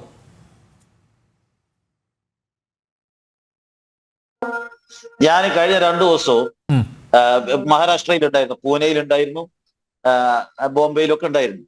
അപ്പൊ ഈ എക്സിറ്റ് പോൾ പോലെയല്ല അവിടെ സാധാരണ ജനങ്ങളിൽ നിന്ന് എനിക്കൊന്നും കേൾക്കാൻ സാധിച്ചത്. അവിടെ പപ്പാതിയായിട്ട് സീറ്റ് വരുമെന്നാണ് ഞാൻ പ്രതീക്ഷിക്കുന്നത്. മഹാരാഷ്ട്രയിൽ അവിടെ ശരത് പവാറിന്റെ NCPക്കാണ് കൂടുതൽ മേൽക്കൈ ഉള്ളത്. അവിടെ ശിവസേനയില് ശ്രീ ഉദ്ധവ് താക്കറുടെ പാർട്ടിയിലേക്കാണ് കൂടുതൽ മേൽക്കൈ ഉള്ളത്. കോൺഗ്രസിന്റെ ശക്തി ചോർന്നിട്ടില്ല കാര്യമായിട്ട്. അപ്പോ അവിടെയുള്ള പ്രധാനപ്പെട്ട ഗ്രാമീണ മേഖലയിലൊക്കെ തന്നെ കോൺഗ്രസ് ഇപ്പോഴും ശക്തമാണ്. അതുകൊണ്ട് മഹാരാഷ്ട്രയിൽ ഈ ഒരിക്കലും ഈ എക്സിറ്റ് പോള് നിലനിൽക്കില്ല, അല്ലെങ്കിൽ ഇതുപോലെ വരില്ല എന്നാണ് ഞാൻ വിശ്വസിക്കുന്നത്. അതേപോലെ ബീഹാറിലെ റാലിയും ജനങ്ങളും ഒക്കെ നമ്മൾ കണ്ടതാണ്. അവിടെയും ഏതാണ്ട് അവിടുത്തെ പാതി സീറ്റോളം അവിടുത്തെ ഇന്ത്യ മുന്നണി അവിടെയും നേടുമെന്നാണ് പ്രതീക്ഷ. പക്ഷെ ഉത്തർപ്രദേശിൽ ഒരു പക്ഷേ കൂടുതൽ സീറ്റ് BJP നേടും എന്നാണ് ഞാൻ കണക്കുകൂട്ടുന്നത്. എങ്ങനെയൊക്കെ വന്നാലും മാന്യമായ ഒരു തെരഞ്ഞെടുപ്പ് റിസൾട്ട് ഇന്ത്യ മുന്നണിക്ക് മിക്കവാറും ഞങ്ങളൊക്കെ പ്രതീക്ഷിക്കുന്നത് ഇന്ത്യ മുന്നണിക്ക് ഭരിക്കാൻ ആവശ്യമായ ഭൂരിപക്ഷം കിട്ടുന്നതാണ്. ഇവിടെ തെരഞ്ഞെടുപ്പിന്റെ മുമ്പ് തന്നെ ഇന്ത്യ മുന്നണി തോൽക്കും എന്നൊക്കെ പറഞ്ഞ് പ്രചരിപ്പിച്ചുകൊണ്ട് മത്സരിക്കുന്ന സ്ഥാനാർത്ഥികളെ പ്രലോഭനം കൊടുത്തുകൊണ്ട് ഇന്ത്യൻ ജനാധിപത്യം എങ്ങോട്ടാ പോകുന്നത്? മത്സരിക്കുന്ന സ്ഥാനാർത്ഥികൾ ഒരു ഭാഗത്ത് പ്രലോഭനത്തിലൂടെ വീഴ്ത്തുന്നു. വടക്കേ കിഴക്കൻ സംസ്ഥാനങ്ങളിൽ മത്സരിക്കുന്ന സ്ഥാനാർത്ഥികൾക്ക് ഞാൻ മനസ്സിലാക്കിയെടുത്തോളം അത് വിശദമായി അന്വേഷിക്കേണ്ടതാണ്. പലതരം ഭീഷണി, അവിടെ സായുധ സേനയുടെ ഒക്കെ സാന്നിധ്യമുള്ള പ്രദേശങ്ങളാണ്. എന്തുകൊണ്ട് സ്ഥാനാർത്ഥികൾ അരുണാചൽ പ്രദേശ് പോലുള്ള അതിർത്തി സംസ്ഥാനങ്ങളിൽ മത്സരിക്കാൻ തയ്യാറാവാതെ ഭയപ്പെട്ട് മാറുന്നു എന്നുള്ളത് വിശദമായ പരിശോധന. BJPയിൽ നിന്ന് ഇന്ത്യ സഖ്യത്തിലോട്ടേക്ക് ആളുകൾ വന്നിട്ടുണ്ടല്ലോ, വലിയൊരു ഒഴുക്കുണ്ടായിട്ടുണ്ടല്ലോ, അതെന്താ കാണാത്തെ? അല്ല, ഞാൻ അതിർത്തി സംസ്ഥാനങ്ങളുടെ കാര്യം പറഞ്ഞു. അതിർത്തി സംസ്ഥാനങ്ങളിൽ പട്ടാളത്തിന്റെ ഒക്കെ സാന്നിധ്യം കൂടുതലുള്ള പ്രദേശങ്ങളിൽ അവിടെ സ്വാതന്ത്ര്യവുമായി, അതായത് മത്സരിക്കാനുള്ള സ്വാതന്ത്ര്യവുമായി ബന്ധപ്പെട്ടുകൊണ്ട് എന്താണ് സംഭവിക്കുന്നത്? ഞാനൊരു ആരോപണം ഉന്നയിക്കല്ല, പരിശോധിക്കപ്പെടണം. ഒരു ഇന്ത്യ സഖ്യത്തിന്റെ ഒരു ഗവൺമെന്റ് രാജ്യത്ത് വന്നാൽ ആ അരുണാചൽ പ്രദേശിൽ കൂട്ടത്തോടെ മത്സരിക്കാതെ മാറി നിൽക്കുന്നത് എന്തുകൊണ്ടാണ്? എന്തുകൊണ്ട് ജനാധിപത്യത്തിന്റെ വസന്തം എന്ന് പറയുന്നത്, സന്തോഷം എന്ന് പറയുന്നത് എല്ലാവരും മത്സരിക്കുന്നതാണ്. ഞാൻ എപ്പോഴും പറയുന്നതാണ്, നമ്മുടെ എല്ലാ മേഖലയിലും സ്ഥാനാർത്ഥികൾ ഏകപക്ഷീയമായി ഈ സഖ്യത്തിന് ഒരു നായകനില്ല, അതിന്റെ അഭാവമാണ്. ഞാൻ പറയാം, അല്ല, ആരിൽ വിശ്വാസം അർപ്പിക്കും? ഇപ്പൊ നോക്കൂ നരേന്ദ്രമോദിയിൽ വിശ്വാസം അർപ്പിക്കുന്ന ജനകോടികൾ, അതുപോലെ ആരിൽ വിശ്വാസം അർപ്പിക്കും? ഞാൻ പറയട്ടെ, ഏകപക്ഷീയമായി മത്സരമില്ലാതെ ഇന്ത്യയിലെ വിവിധ മണ്ഡലങ്ങളിൽ ഒരു പാർട്ടി വിജയിച്ചു എന്ന് പറഞ്ഞാൽ നമ്മുടെ ജനാധിപത്യം അപകടത്തിലാണ്. ഇന്ത്യൻ ജനാധിപത്യം അപകടത്തിലാണ്. എന്തോ അരുതാത്തത് സംഭവിച്ചുകൊണ്ടിരിക്കുന്നു. സ്ഥാനാർത്ഥികളെ ഒരു തരത്തിൽ പ്രലോഭനത്തിൽ, അത് അഴിമതി, ഒരു തരം കറപ്ഷൻ, ഇലക്ഷൻ കറപ്ഷൻ നടത്തിക്കൊണ്ട് പിന്മാറ്റുന്നു. ചില സ്ഥലങ്ങളിൽ ഭീഷണിയിലൂടെ മത്സരിക്കാൻ അനുവദിക്കുന്നില്ല. ഇത് ഇന്ത്യൻ ജനാധിപത്യത്തിന്റെ അപകടാവസ്ഥയാണ് ബോധ്യപ്പെടുത്തുന്നത്. അതേക്കുറിച്ചാണ് നമ്മൾ ചർച്ച ചെയ്യേണ്ടത് ഗൗരവമായിട്ട്. ഏകപക്ഷീയമായ ഒരു പാർട്ടി എതിരാളികൾ പോലും ഇല്ലാതെ വിജയിക്കുന്നതിൽ സന്തോഷം പ്രകടിപ്പിക്കുമ്പോൾ ഞങ്ങൾ അതിൽ ദുഃഖം പ്രകടിപ്പിക്കുന്നു. ഇന്ത്യയുടെ ജനാധിപത്യത്തിന്റെ അപകടാവസ്ഥയാണ് അത് സൂചിപ്പിക്കുന്നത്. അല്ല, അത് നിങ്ങളുടെ മുന്നണിയുടെ, നിങ്ങളുടെ സഖ്യത്തിന്റെ കഴിവുകേടല്ലേ? എന്താ അങ്ങനെ കാണാത്തെ? സഖ്യത്തിന്റെ കഴിവുകേടല്ല, അവിടെ അതിർത്തി സംസ്ഥാനങ്ങളിലുള്ള സാഹചര്യങ്ങൾ വളരെ ഗൗരവമായി പരിശോധിക്കണം. അതാ ഞാൻ പറഞ്ഞത്.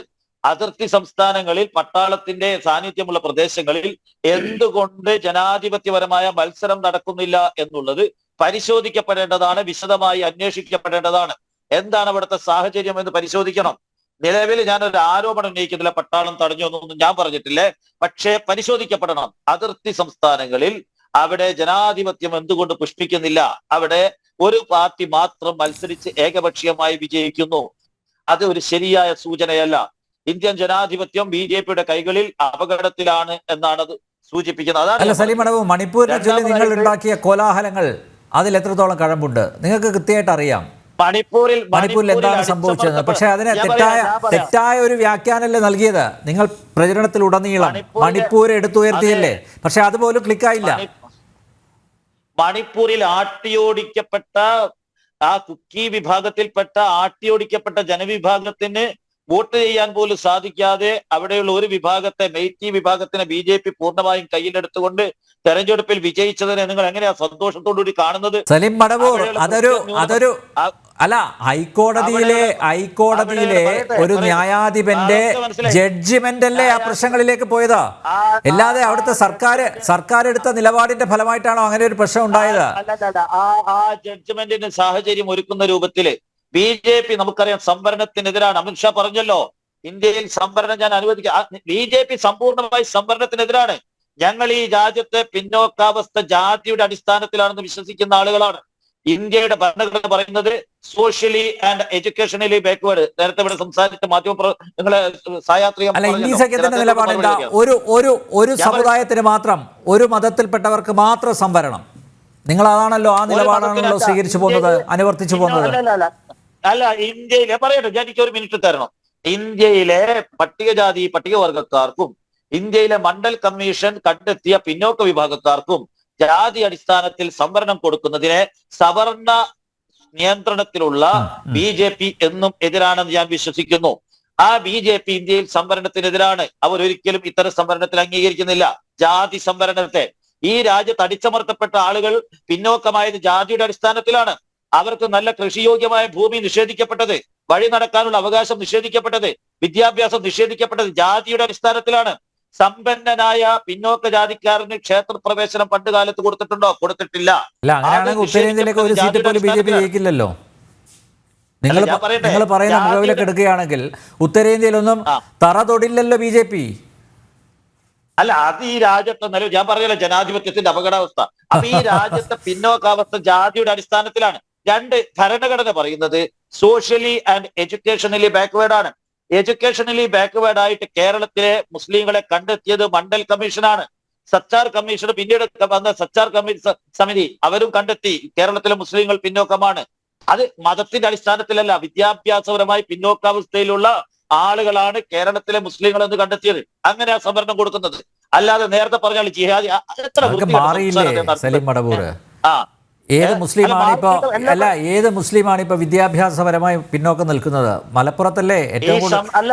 അല്ല, SSLC പരീക്ഷ എടുത്താലും +2 പരീക്ഷ എടുത്താലും മറ്റ് ഉന്നത പരീക്ഷകൾ എടുത്തു കഴിഞ്ഞാലും മലപ്പുറത്തുള്ളവരല്ലേ, പ്രത്യേകിച്ച് മുസ്ലിം വിദ്യാർത്ഥികളല്ലേ വലിയ സ്കോർ നേടുന്നത്? അല്ല, സംവരണത്തിലൂടെ ഉയർന്നു വരുന്നു. മാറ്റമുണ്ട്. സംവരണം കൊടുത്തത് കൊണ്ട് മാറ്റമുണ്ട്. ആ മാറ്റം എങ്ങനെ വന്നത്? അവരുടെ മാതാപിതാക്കൾ ചെറിയ ജോലികളിൽ കയറി, സംവരണത്തിലൂടെ കയറി, അടുത്ത തലമുറ അങ്ങനെ മാറി വരുന്നുണ്ട്. രണ്ടാമത്, ഗൾഫിൽ പ്രവാസികൾ തങ്ങളുടെ വരുമാനം എൻട്രൻസ് കോച്ചിങ്ങിനും വിദ്യാഭ്യാസത്തിനും കാര്യമായി ചെലവഴിച്ചു തുടങ്ങിയപ്പോൾ കുറെ മാറ്റങ്ങൾ വിദ്യാഭ്യാസ രംഗത്ത് വന്നിട്ടുണ്ട്. ഇപ്പോഴും ജനറൽ കോട്ടയിൽ മുസ്ലിങ്ങൾ എത്തിപ്പെടുന്നത് വളരെ പരിമിതമാണ്. സംവരണ കോട്ടയിലൂടെ വരുന്നത്, പിന്നോക്ക കോട്ടയിലൂടെ വരുന്നത്. ജനറൽ കോട്ട എടുത്ത് പരിശോധിച്ചാൽ മുസ്ലിങ്ങൾ വളരെ വളരെ കുറവാണ്. എന്നാണോ ജനറൽ കോട്ടയിൽ സാമുദായിക അനുപാതത്തിൽ മുസ്ലിങ്ങൾ എത്തുന്നത്, അന്ന് സംവരണം പരിശോധിക്കാതെ ഞാനെതിരല്ല. പക്ഷെ ജനറൽ കോട്ടയിൽ ഈ കേരളത്തിലെ മുസ്ലിങ്ങളും ഈഴവ വിഭാഗത്തിൽപ്പെട്ട ആളുകളിൽ ലത്തീൻ കത്തോലിക്കർ, അങ്ങനെ പിന്നോക്ക വിഭാഗങ്ങൾ ധാരാളമുണ്ട്. ആ പിന്നോക്ക വിഭാഗങ്ങൾ ജനസംഖ്യയുടെ ആനുപാതികത്തെക്കാൾ കുറഞ്ഞ തോതിൽ ജനറൽ വിഭാഗത്തിൽ എത്തിപ്പെടുന്നിടത്തോളം കാലം സംവരണം പുനഃപരിശോധിക്കാൻ പാടില്ല. ഇവിടെ വ്യാജമായ ആരോപണങ്ങൾ ഉന്നയിക്കുകയാണ്. കുറെ കുട്ടികൾ SSLCക്ക് A+ കിട്ടിയത് കൊണ്ടോ +2 A+ കിട്ടിയത് കൊണ്ടോ ആയില്ല. ക്ലാസ് 1 ജോലികളിൽ എത്തുന്നത് പരിമിതമാണ്. അവരെത്തട്ടെ. അവരുടെ നഷ്ടപ്പെട്ട അധികാരത്തിൽ നഷ്ടപ്പെട്ട പങ്ക് തിരിച്ചു കൊടുക്കാനാ സംവരണം, സമ്പത്തിനല്ല, സാമ്പത്തികമായി ഉയർത്താനല്ല. ആ പങ്ക് എന്നാണോ കൊടുത്തു തീരുന്നത് അന്ന് സംവരണം പരിശോധിക്കാം. പട്ടികജാതിക്കാർ എന്നാണോ ഉയർന്നു വന്ന് മുന്നോക്ക വിഭാഗത്തോടൊപ്പം മറ്റുള്ളവരോടൊപ്പം മത്സരിക്കാൻ യോഗ്യരാകുന്നത്. അല്ല, സലീം മടവൂർ ഒരു യാഥാർത്ഥ്യം കൂടി ചൂണ്ടിക്കാട്ടട്ടെ. ഒറ്റ കാര്യം, അതായത് മതന്യൂനപക്ഷം എന്ന ആ ഒരു നിർവചനം പോലും ഇല്ലാതാവുകയല്ലേ സാർ? ന്യൂനപക്ഷമാണോ ഇപ്പോൾ? ആണോ? അല്ല, മതം നോക്കിയല്ല സംവരണം. ഒരിക്കലും ഇവിടെ മതം നോക്കിയല്ലല്ലോ പറഞ്ഞത്. ഞങ്ങളെ സംബന്ധിച്ചിടത്തോളം ജാതിയും വിദ്യാഭ്യാസപരമായ പിന്നോക്കാവസ്ഥയാണ് നോക്കേണ്ടത്. ജാതിയും പിന്നോക്കാവസ്ഥയും നോക്കിയിട്ടാണ് സംവരണം. ആ സംവരണം BJP ആഗ്രഹിക്കുന്നു. ഫോറിൻ മതത്തിൽ ജാതി ഉണ്ടോ? ഫോറിൻ മതങ്ങളിൽ ജാതി ഉണ്ടോ? ഫോറിൻ മതങ്ങളിൽ ജാതി ഇല്ലെന്ന് പറഞ്ഞാൽ ഫോറിൻ മതത്തിൽ ജാതി ഉണ്ടോ? ഫോറിൻ മതത്തിൽ ജാതി ഉണ്ടോ? ക്രിസ്ത്യാനിറ്റിയിലും മുസ്ലിമിലും കമ്മ്യൂണിസത്തിലും ജാതി ഉണ്ടോ? ഫോറിൻ മതങ്ങളിൽ എവിടെയാ ജാതി? ഫോറിൻ മതങ്ങളിൽ ജാതി ഇല്ല. ജാതി ഉണ്ടെന്ന് പറയുന്നത് തന്നെ കള്ളത്തരമാണ്. ഇവിടെ ജാതിയല്ല. നിങ്ങൾ ഭരണഘടനയിൽ മതപരമായ റിസർവേഷൻ ഇല്ല. ഭരണഘടനയിൽ മതപരമായ റിസർവേഷൻ ഇല്ല. No religious reservation. അറിവില്ലായ്മയൊന്നുമല്ല. നാട്ടുകാര് ഈഴവരുടെ സംവരണമാണ് നിങ്ങൾ അടിച്ചെടുത്തിരിക്കുന്നത്. ഇവിടുത്തെ ഹിന്ദു പിന്നോക്കത്തിന്റെ സംവരണമാണ് നിങ്ങൾ അടിച്ചെടുത്തിരിക്കുന്നത്. ഇവിടുത്തെ ഹിന്ദു പിന്നോക്കത്തിന്റെ സംവരണമാണ് നിങ്ങൾ അടിച്ചെടുത്തിരിക്കുന്നത്. ആദ്യം മനസ്സിലാക്കുക. അപ്പോ സാമൂഹ്യമായും വിദ്യാഭ്യാസപരമായും പിന്നോക്കമുള്ള ആളുകൾ ഉയർത്തിക്കൊണ്ടുവരുന്ന രാജ്യത്ത് എന്തിനാ അതിനെ എതിർക്കുന്നത്? ഇവിടെ ഈ രാജ്യത്തെ തെരഞ്ഞെടുപ്പിൽ ഇപ്പോ ഒറീസയിൽ പോയിട്ട് ഇന്ത്യയുടെ ആഭ്യന്തരമന്ത്രി പറയാണ്, നിങ്ങള് ഇവിടെ ഒരു തമിഴ് ബാബുവിന്റെ കീഴിൽ ജീവിക്കണോ വേണ്ടയോ എന്ന് തീരുമാനിക്കണോ. ഇന്ത്യയുടെ ആഭ്യന്തരമന്ത്രിയെ എന്ന് വെച്ചാൽ അവിടുത്തെ അദ്ദേഹത്തിന്റെ മുൻ അവിടുത്തെ സെക്രട്ടറി ആയിരുന്ന പ്രൈവറ്റ് സെക്രട്ടറി ആയിരുന്ന VK പാണ്ഡ്യനാണ് നവീൻ പട്നായിക്കിനെ സഹായിക്കുന്നത്. അദ്ദേഹം ഇന്ത്യ മുന്നണിയുടെ ആളൊന്നുമല്ല. പക്ഷേ അവിടെ പോയി ഇന്ത്യയുടെ ആഭ്യന്തരമന്ത്രി പ്രസംഗിക്കുക, നിങ്ങളൊരു തമിഴ് ബാബുവിന്റെ കീഴിൽ ജീവിക്കണമോ വേണ്ടയോ എന്ന് ഇപ്പൊ തമിഴിനെന്താ കുറവ്? തെക്കേ ഇന്ത്യയിലെ തമിഴ്നാട്ടുകാരനായ VK പാണ്ഡ്യൻ അവിടെ അധികാരത്തിലേക്ക് അല്ലെങ്കിൽ പാർട്ടിയുടെ നേതൃത്വത്തിൽ അവിടുത്തെ നവീൻ പട്നായിക്കിൽ അങ്ങനെയാണെങ്കിൽ നരേന്ദ്രമോദിയെ ഏതൊക്കെ രീതിയിൽ അധിക്ഷേപിച്ചിട്ടുണ്ട്? അല്ല, നരേന്ദ്രമോദി അധിക്ഷേപിച്ചാൽ ഇന്ത്യയുടെ ആഭ്യന്തരമന്ത്രി ഒരു സംസ്ഥാനത്ത് പോയി, നരേന്ദ്രമോദി ഇന്ത്യയുടെ പ്രധാനമന്ത്രിയാണ്, അത് മറക്കരുത്. ആ ബഹുമാനം കൊടുക്കണ്ടേ? പറഞ്ഞോ, നിങ്ങൾ കേരള സ്റ്റോറി എന്നൊക്കെ പറഞ്ഞതുപോലത്തെ മറ്റൊരു കാര്യമാണ്. തമിഴ് ബാബുവിന്റെ കീഴിൽ ജീവിക്കണമോ വേണ്ടയോ എന്ന് ഇപ്പൊ തീരുമാനിക്കണമെന്നാ ആഭ്യന്തരമന്ത്രി പറഞ്ഞത്. അതേപോലെ തന്നെ ഹേമന്ത ബിശ്വ ശർമ്മ, ആസാമിന്റെ മുഖ്യമന്ത്രി, ആസാമിൽ എന്താ പറഞ്ഞത്? മുസ്ലിങ്ങളെ കൂട്ടിപ്പിടിച്ചുകൊണ്ട് അവരെ വേണ്ട രൂപത്തിൽ ചേർത്ത് നിർത്തിക്കൊണ്ട് ഞങ്ങൾ എന്തിനാണ് മുസ്ലിം ഭൂരിപക്ഷമുള്ള ജില്ലകളിൽ പോയിട്ട് നിങ്ങളെ കൂട്ടിപ്പിടിക്കും, മുസ്ലിങ്ങളെ ന്യൂനപക്ഷമായ സ്ഥലങ്ങളിൽ നിങ്ങൾ ഇവിടെ സ്ഥലം വിട്ടോളണം, രാജ്യം വിട്ടോളണം, നിങ്ങൾക്ക് പൗരത്വം തരൂല, പുറത്തു പോകണം. ഇമാതിരി ഇരട്ടത്താപ്പുമായിട്ടാണ് തെരഞ്ഞെടുപ്പിനെ നേരിട്ടത്. മുസ്ലിങ്ങളെ ഇന്ത്യയുടെ പ്രധാനമന്ത്രി ഇന്ത്യയുടെ സമ്പത്ത് മുഴുവൻ കോൺഗ്രസ് വന്നാൽ മുസ്ലിങ്ങൾക്ക് കൊടുക്കുമെന്ന് പറഞ്ഞുകൊണ്ട്, ക്ഷേത്രങ്ങൾ പൊളിക്കുമെന്ന് പറഞ്ഞുകൊണ്ട് ഈ രാജ്യത്തെ തെറ്റായ പ്രചരണം നടത്തിക്കൊണ്ട് ജനാധിപത്യത്തിന്റെ ഏറ്റവും വലിയ അപകടാവസ്ഥയിലൂടെ ഈ രാജ്യത്തെ തെരഞ്ഞെടുപ്പിനെ നയിച്ചുകൊണ്ട് ഒരു പ്രധാനമന്ത്രി തന്നെ രാജ്യത്തെ ജനങ്ങളെ ഒറ്റക്കെട്ടായി കൂട്ടിപ്പിടിക്കേണ്ട, കന്യാകുമാരി മുതൽ കാശ്മീർ വരെയുള്ള ജനങ്ങളെ ഒരുപോലെ കാണേണ്ട പ്രധാനമന്ത്രി, ആ പ്രധാനമന്ത്രി ഈ രാജ്യത്തെ ജനങ്ങളെ രണ്ടായി മാറ്റാൻ വേണ്ടിയിട്ട് ഈ രാജ്യത്ത് പ്രവർത്തിച്ചുകൊണ്ടിരിക്കുന്നു. അതിനെ ഗൗരവത്തോടുകൂടി കാണട്ടെ. അങ്ങനെ വല്ല റിസൾട്ടും പക്ഷെ അതിനെ ഗൗരവത്തോടെ കണ്ടില്ലല്ലോ ഭാരതത്തിലെ വോട്ടർമാർ. അല്ല, വോട്ടർമാർക്കിടയിൽ വർഗീയ ധ്രുവീകരണം ഉണ്ടാക്കിക്കൊണ്ട് വിജയിക്കാനുള്ള ഒരു ശ്രമം നടത്തിയിരിക്കുന്നു. അതിനെ അസസ് ചെയ്തുകൊണ്ടാണ് ഇവിടുത്തെ ഈ എന്താ പറയുക ഇവിടുത്തെ എക്സിറ്റ് പോളുകാർ അതൊക്കെ വിജയിച്ചു കാണും എന്നുള്ള രൂപത്തിലാണ് ഞാൻ ബലമായി അല്ല സലിമടവ് എനിക്കൊരു ഇടവേളയിലേക്ക് പോകണം. അതിനു മുമ്പ് ഒറ്റ കാര്യം കൂടി, ഈ തെരഞ്ഞെടുപ്പ് പ്രചരണത്തിൽ വർഗീയത മുഖ്യ ആയുധമാക്കിയത് ആരാണ്? താങ്കൾ നെഞ്ചത്ത് കൈവച്ച് പറ, ആരാണ് വർഗീയത ഏറ്റവും പ്രധാനപ്പെട്ട ആയുധമാക്കിയത്? BJP. സംശയം? ഒരിക്കലുമല്ല. താങ്കൾ അങ്ങനെ പറയാൻ പറ്റൂ, പക്ഷെ ഒരിക്കലുമല്ല. മതവും സമുദായ ഒരു ഭാഷയെ പോലും തമിഴ് ബാബുവിന്റെ കീഴിൽ ജീവിക്കണോ വേണ്ടയോ എന്ന് പറയണമെന്ന് ഒരു സംസ്ഥാനത്ത് പോയി ഇന്ത്യയുടെ ആഭ്യന്തരമന്ത്രി പറയുന്നതിലപ്പുറം എന്ത് അപകടം ഇന്ത്യയിൽ വരാനുള്ളത്? അതിലപ്പുറം വരാനുള്ളത് അല്ല. നിങ്ങൾ കേരളത്തിലെ ഇടതുപക്ഷം കേരളത്തിലെ മുസ്ലിങ്ങളെ ഭയപ്പെടുത്തി കീഴ്പ്പെടുത്തിയിരിക്കുകയാണ്. പക്ഷേ വിവേകമുള്ള മുസ്ലിങ്ങൾ അതൊക്കെ തിരിച്ചറിഞ്ഞിട്ടുണ്ട്. അവർ തിരിച്ചറിഞ്ഞു തുടങ്ങിയിരിക്കുന്നു. പക്ഷേ ഉത്തരേന്ത്യയിലെ മുസ്ലിങ്ങൾ അങ്ങനെയല്ല സാർ. ഉത്തരേന്ത്യയിലെ മുസ്ലിങ്ങൾ ഇതുപോലെ ഇനിയിപ്പോൾ മോദി വീണ്ടും അധികാരത്തിലെത്തിക്കഴിഞ്ഞാൽ ഒരുപക്ഷെ കൂട്ടത്തോടെ പാകിസ്ഥാനിലേക്ക് പറഞ്ഞേക്കും. ആ പ്രചരണം ഒന്നും അവിടെ ഏശിയില്ല എന്നല്ല മനസ്സിലാക്കേണ്ടത്. ഇപ്പോൾ നോക്കൂ, യു പിയിൽ മുസ്ലിങ്ങൾ ഭൂരിപക്ഷമുള്ളൊരു സ്ഥലം, പല സ്ഥലങ്ങളും ഉണ്ട്. അവിടെയൊക്കെ BJPക്ക് വിജയം ഉറപ്പിക്കാൻ സാധിക്കുന്നു. എന്തുകൊണ്ടാണ് നിങ്ങൾ പറഞ്ഞ ആ ഒരു ഫോർമുല അല്ല, ആ ഒരു ഫോർമുല ഇപ്പോൾ സംവരണത്തിന്റെ കാര്യം പറഞ്ഞു, മറ്റു പല കാര്യങ്ങളും പറഞ്ഞു, മുസ്ലിങ്ങളെ പീഡിപ്പിക്കുന്നു എന്നൊക്കെ പറഞ്ഞു. ആ ഒരു ഫോർമുല അവിടെയുള്ള മുസ്ലിം വോട്ടർമാരിൽ എന്തുകൊണ്ട് നടപ്പിലാക്കാൻ പറ്റിയില്ല? എന്തുകൊണ്ട് അവർ വാസ്തവം എന്തുകൊണ്ട് തിരിച്ചറിയുന്നു? എനിക്കൊരു സമയം തന്നെ ഞാൻ പറയാം. ഇവിടെ ഒരു മിനിറ്റ്, ഒറ്റ മിനിറ്റ് ഞാൻ താങ്കളിലേക്ക് തന്നെ തിരിച്ചു വരാം.